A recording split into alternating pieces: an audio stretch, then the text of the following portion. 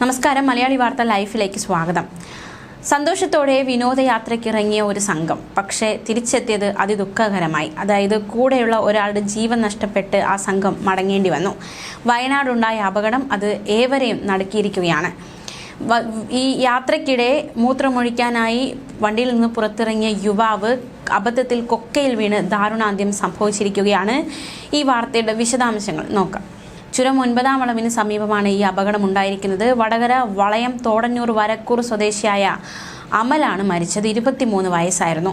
വയനാട് ഭാഗത്തേക്ക് ട്രാവലറിൽ പോകുകയായിരുന്നു വിനോദസംഘം. ഇതിനിടെ മൂത്രമൊഴിക്കാനായി ഇറങ്ങിയ സമയത്തായിരുന്നു അപകടമുണ്ടായത്.